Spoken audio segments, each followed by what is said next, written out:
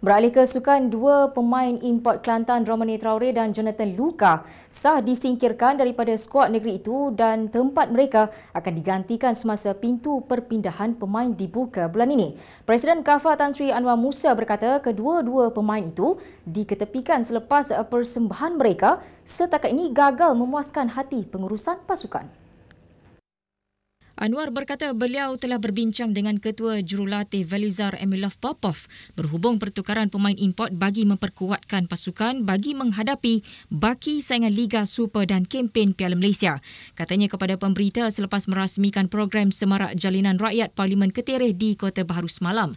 Anwar berkata KAFA akan membantu dua pemain import terbabit untuk dipinjamkan kepada pasukan lain yang berminat mendapatkan khidmat mereka. Selain dua pemain import itu, kedudukan pertahanan import Jonathan McCain yang cedera di lutut juga akan disahkan selepas mendapat laporan penuh perubatannya. Sementara itu, Anwar berkata beliau akan mengadakan pertemuan dengan Persatuan Bola Sepak Malaysia FAM dalam masa terdekat bagi menyelesaikan isu tunggakan gaji pemain dan juga jurulatih. Lembaga Eksekutif Jawatankuasa Olimpik Antarabangsa IOC hari ini menyokong cadangan ahlinya untuk menambah pakej penambahan 5 sukan baru ke Sukan Olimpik Tokyo 2020. IOC dalam kenyataannya berkata jika ia diluluskan pada mesyuarat sesi IOC ke-129 di Rio de Janeiro pada Ogos ini, perubahan itu adalah evolusi paling menyeluruh untuk melihat program Olimpik seiring dengan arus perubahan semasa. 5 sukan berkenaan karate, papan luncur, sukan mendaki, surfing dan baseball yang dijangka mendapat sambutan dan memberi tumpuan kepada belia yang juga menjadi visi Temasya Tokyo 2020.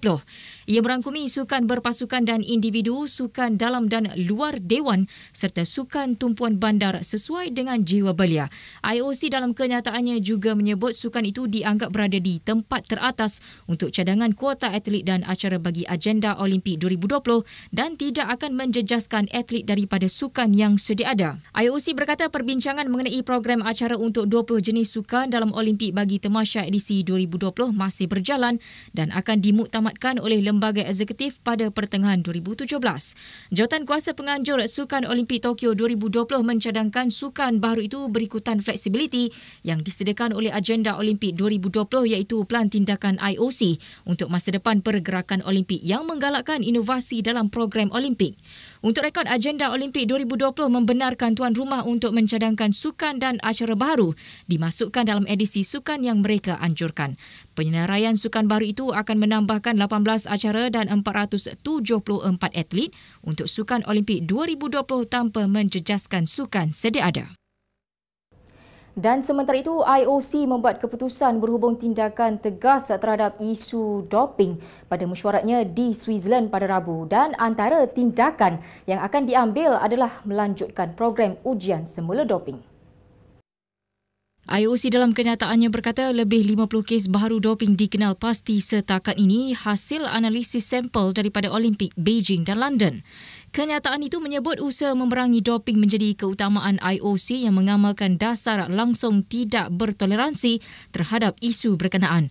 IOC berkata pihaknya akan mengambil tindakan tegas bagi memastikan atlet yang bersaing pada Sukan Olimpik Rio 2016 benar-benar bersih termasuk pegawai, jurulatih dan anggota lain dalam delegasi atlet tersebut. Lembaga Eksekutif IOC juga memberi sokongan penuh terhadap program ujian doping pra-Olimpik. IOC berkata fokus utama adalah terhadap negara-negara di mana program ujian ini tidak dilakukan seperti Kenya, Rusia dan Mexico. Baiklah, sekian berita edisi jam ini. Teruskan menonton di Capital TV, paparan dan informasi semasa. Buat tetapan anda untuk menjadi warga yang berinspirasi dan penuh motivasi. Ikuti kami di hari esok di waktu yang sama. Saya Deti Zaidi. Dan saya Zabaz Yusof. Sehingga kita bertemu lagi. Assalamualaikum dan selamat malam.